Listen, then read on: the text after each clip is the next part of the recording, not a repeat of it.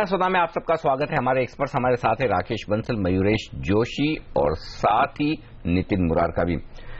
नितिन, मैं देख रहा था कि वायदा कारोबार में जो स्टॉक्स नतीजे के दम पर बड़ा एक्शन दिखा रहे हैं, आज मेरी नजर है टाइटन पर।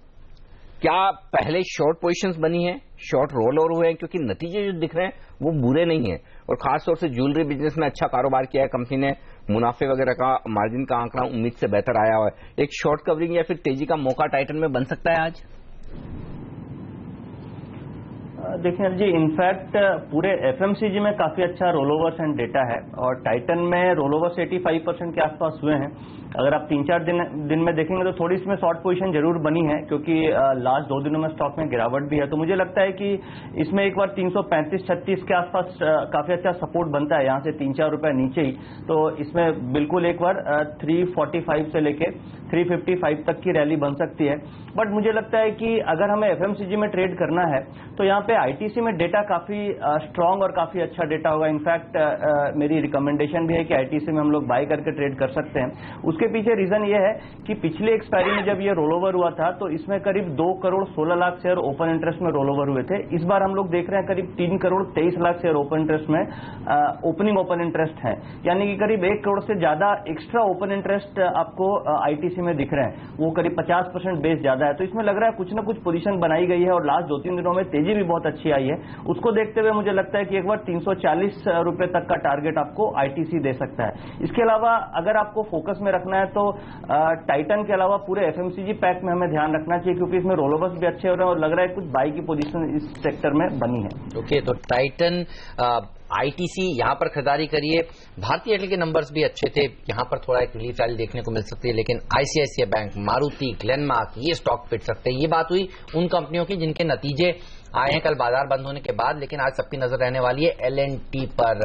मयूरेश, क्या एक्सपेक्टेशंस है? कल चर्चा चल रही थी जब सिटी की रिपोर्ट आई कि गाइडेंस का ऑर्डर का इनफ्लो घटा सकते हैं वो। आप क्या मान रहे हैं कि ये शेयर नतीजों के बाद भी पिटेगा या फिर जितना खराब होना था ये स्टॉक हो चुका है? आपका क्या व्यू बन रहा है?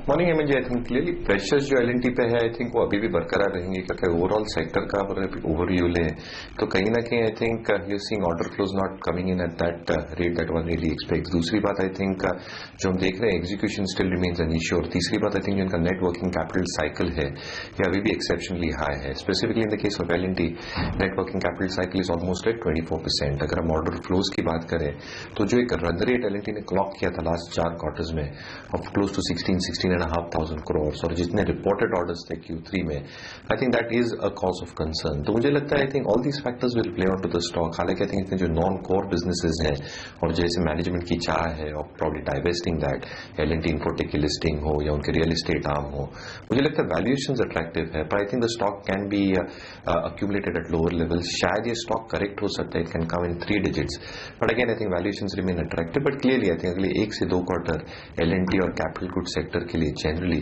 सॉफ्ट रहेंगे और जब तक केपेक्स साइकिल रिवाइव नहीं होता I think this industries and these companies will find it extremely difficult to probably increase their cash flows. इसलिए वैल्यूएशंस अट्रैक्टिव है। Long term investors definitely decline stock को देख सकते हैं, पर मेरे हिसाब से I think softness in numbers will continue. चलिए, तो फिलहाल एलएनटी से अच्छे नतीजे की उम्मीद न करें और जो बाजार में डर है कि कहीं अपने ऑर्डर इन्फो का गाइडेंस एलएनटी ना घटाते हैं, अगर वैसा हो गया तो फिर एलएनटी की हालत भी वैसी होगी जो आईसीआईसीआई बैंक और मारुति की होती दिख रही है।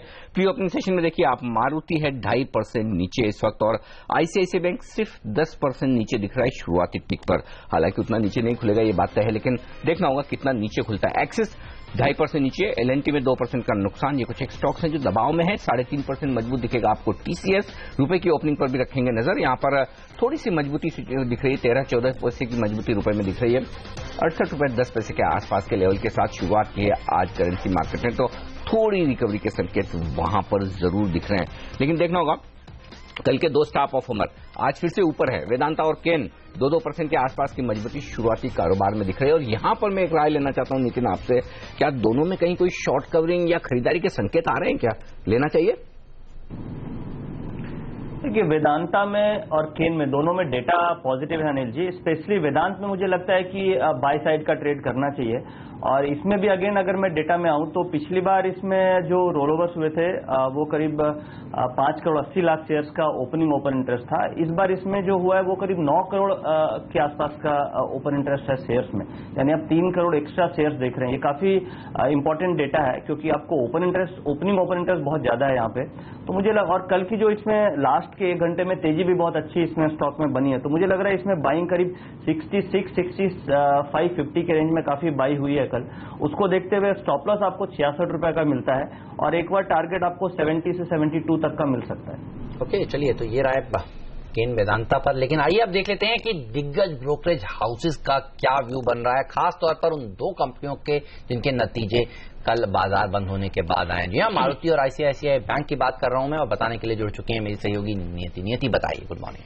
मारुति और आईसीआईसीआई बैंक दोनों ही कंपनियां अपने अपने सेक्टर की दिग्गज कंपनियां हैं और ज्यादातर ब्रोकरेजेस की टॉप पिक्स में शामिल हैं, इसलिए ब्रोकरेजेस ने अपने मेंटेन किए हैं टारगेट जो रेटिंग्स हैं, मगर टारगेट प्राइस में अच्छी खासी कमी कर दी है। सीएलएस से मेंटेन कर रहे हैं अपने बाय का कॉल, यानी खरीदारी करके चलिए, मगर 650 रुपए इनका लक्ष्य इन्होंने घटा दिया है। 5700 रुपए का लक्ष्य था जिसे अब ये घटा करके 5050 का कर रहे हैं। प्रॉफिट्स इनके अनुमान से 23% के आसपास की कमी आई है और मार्जिन्स के जो कॉन्ट्रैक्ट